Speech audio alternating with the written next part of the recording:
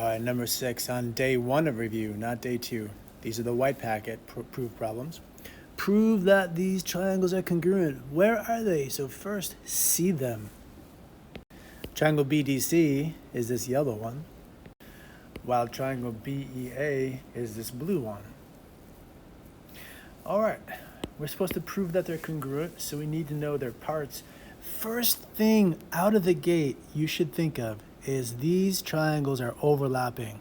Let's redraw this picture and de-overlap them.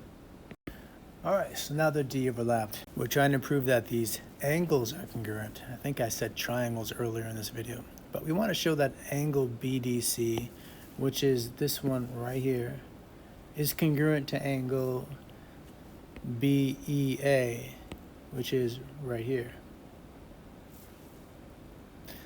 If we can show that these triangles are congruent, then these will be corresponding parts of the congruent triangles. So let's prove that the triangles are congruent.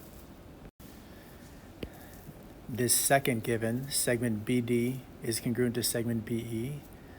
That's right there and right there. Let's mark those. All right, so we've used this part of the given. Now let's use this part of the given. Angle BAC is congruent to angle BCA.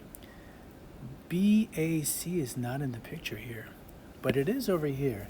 And angle BAC is this entire rotation from the B to the A to the C. So we're talking about this.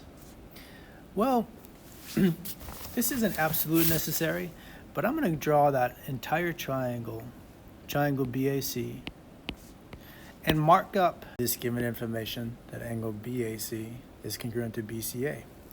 So in our picture, angle BAC is congruent to angle BCA. How is this going to help us? Well, the isosceles triangle theorem says if two sides are congruent, then the two angles are congruent. And the converse says if the two angles are congruent, and that's given, then we can conclude that these two sides are congruent by the isosceles triangle theorem converse. All right, so AB is congruent to BC, the isosceles triangle theorem. It is the converse, but I really just care that you have the isosceles triangle theorem. So how does that help us? We're trying to prove these angles are congruent, which are these angles.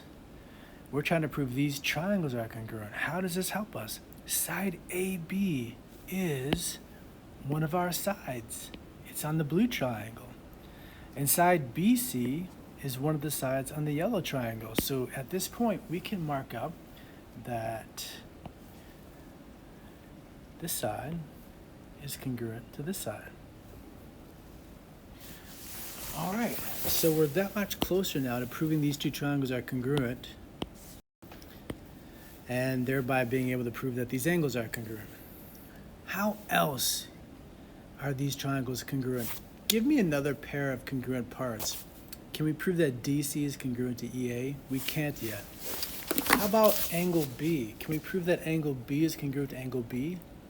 You can see here and in the picture that angle B is clearly congruent to itself. So angle B for the yellow triangle is congruent to angle B for the blue triangle by the reflexive property of congruence. We still have some students not knowing or remembering the reflexive property. Remember, when something is congruent to itself, it's like looking at itself in the mirror. You see your reflection. Reflection property of congruence. It's really the reflexive property, but that's a good way to remember it.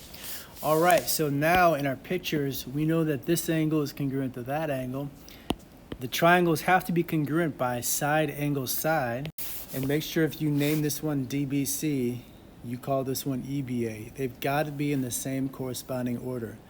DBC starts here at a blank angle. It goes through a single tick, arc, and then double tick. So we got to do the same thing. Single tick, arc, double tick. All right, well, angle BDC is middle, first, third. BDC is middle, first, third. That corresponds to middle, first, third, which is BEA, which is exactly what we need. So, angle BDC, our destination. That proof statement is always the last statement. These angles are congruent. Why? Because they are corresponding parts of those congruent triangles in the previous step, and corresponding parts of congruent triangles are congruent.